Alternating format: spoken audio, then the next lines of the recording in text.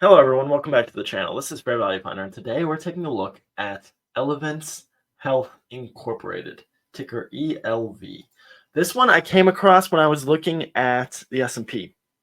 I wanted to see what stocks were the most undervalued according to analysts, and this was the top of the list. And I tend to agree it's undervalued, but there are some elements to it that make it interesting, and we'll get into all of that as we look through. So right now it's trading for about $401. It's been as high as 567, as low as about 400. Just dipped below that and then came back above. But I'm coming up with a fair value of 540 and a discounted cash flows of 574. Earnings yield 5.54%, pretty good. We're looking for an EPS of about $20 for what we're paying for the stock. So if we take a look over at metrics on this stock, we see that this last year they came in at 25.69. This current year, they're expected to come in at 33, and this next year about 35. So they are definitely doing well on earnings. But the cash flow is not the best. They didn't have a very good year this last year, dipping below 4%. On average, 5. We'd like to see that be in the double-digit range, but it is a low-margin company and low cash flow too. Dividend is fine. Current dividend yield 1.58%. It's usually around 1.22. Payout ratio 23, so they do have room to grow it. And based off the EPS for this year, based on the current rate, that dropped down to about an 8% payout ratio. So they have quite a bit of room to grow it. They have grown it pretty well over these last few years, though, and we'd expect some decent growth going forward. So this looks like a dividend growth stock. Debt to equity, a little high, 1.77, but the business that they are in seems to be more medical insurance. Therefore, kind of reasonable, and also doesn't give them a gross margin because that's not how the sector operates. So all that we have is a net margin, 3.5%, usually around 3.86%. So pretty low margin business, low cash flows, low margins, decent earnings though. So now we can build our thesis here. We have some historical numbers and some analyst projections. And what we're looking at is revenue growth over the next 5 years. What do we think that will be? It's been pretty good historically. 12% compound annual growth over the last 3 years, 7% over the last 2. Analysts are projecting 2% growth this year and 4.9% growth this next year. So somewhere around 3% for the compound annual growth rate over this 5-year period seems pretty reasonable. Maybe even a little low based on history, but the larger that they get, the harder it is to grow. And that'd take them to just above this 200, or right about this $200 million mark by the end of our 5-year period. And they are on a decent trend there. Definitely not going to hit it in 2025 or 2026, maybe 2027 come into that range based on the current trend. Because if you look at this, fits very well this linear formula, which is about $10 million in growth per year. With them currently coming in at, we could look at the same sheet.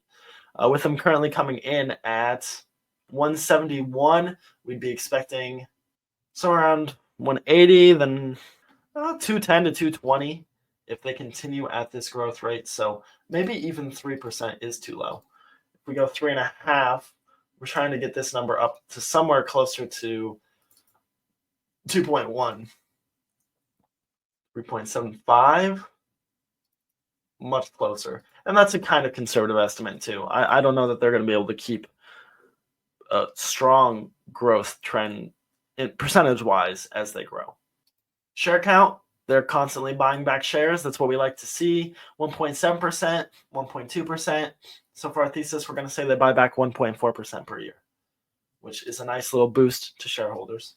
Helps boost the EPS and drive prices up.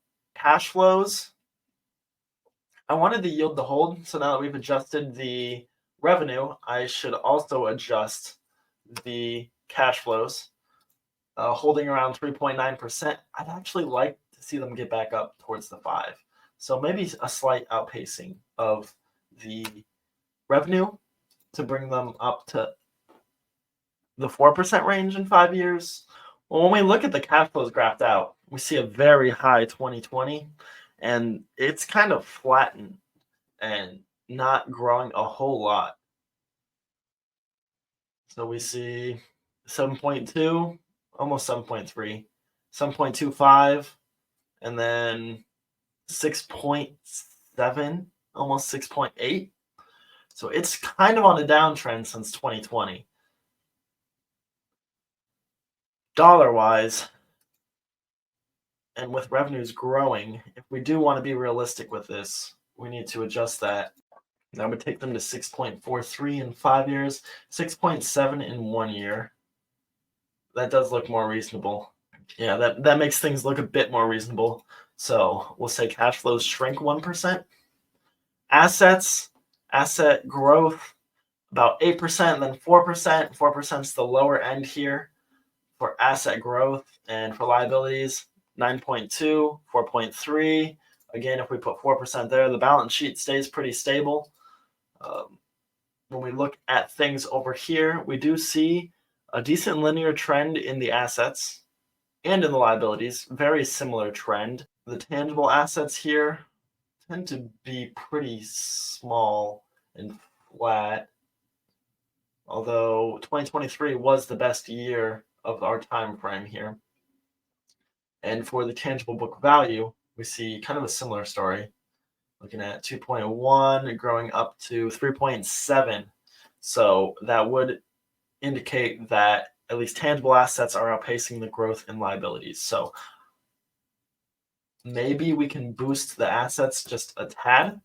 If we're going to have liabilities at 4%, we can put assets up to something like 4.2. Dividend, they're not going to be able to hold very high rates as things progress.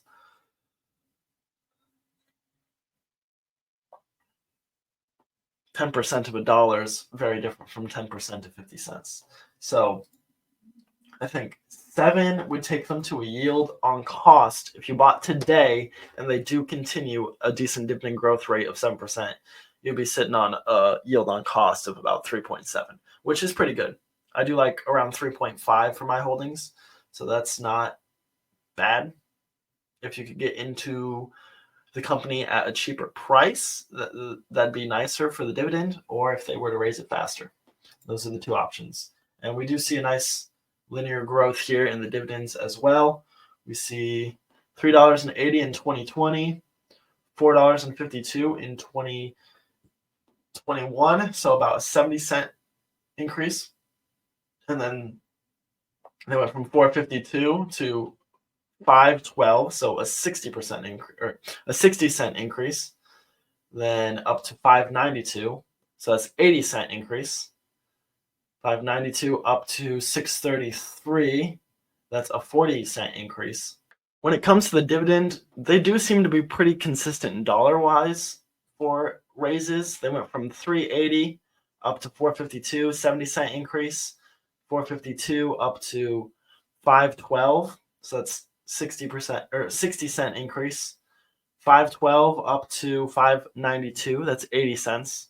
5.92, based on what they've paid so far this year, they should be coming in at 6.52. So that's 60 cents. And then if they continue that 60-cent trend, we'd be looking at 7.12 in 2025. And then margins, they seem to stay in this tight 3% range, which is a little low for my liking. I don't really like to invest in companies under 5% net margins. So I don't know that it's really going to have a position in my portfolio. If it were to exist in anyone's portfolio, it'd be a dividend growth investor, in my opinion. But I do believe that analysts are correct on this one, where coming up with a fair value of in the 500s, a share price in the 400s, it has plummeted. It was above the fair value and has dropped down significantly.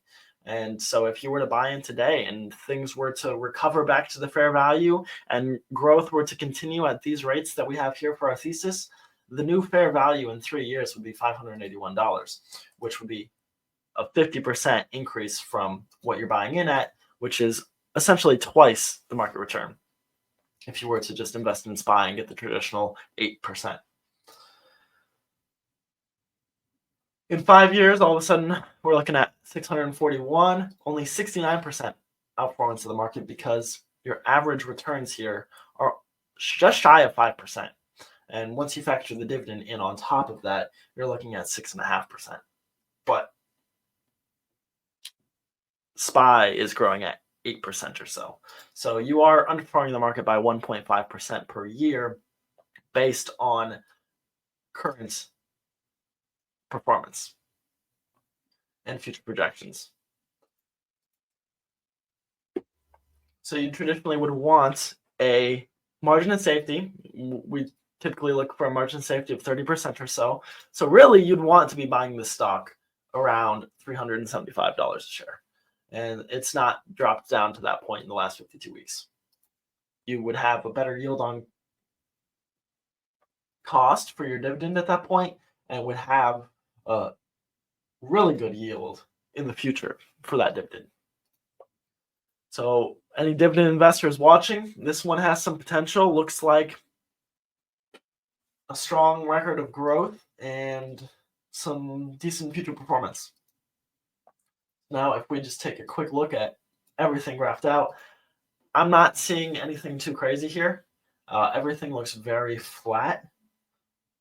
The cash flows, of course, plummeted in 2020. We saw the graph of that and are on a downtrend, coming down almost to the point of the current, or the fair value for 2025. Most things are on an uptrend. Earnings are trailing behind everything, and the share price at the moment is significantly trailing everything. So I do think now is a decent price, but ideally 375 would be my target. But as I said, it doesn't really have room in my portfolio for such a low cash flow yield and a low margin.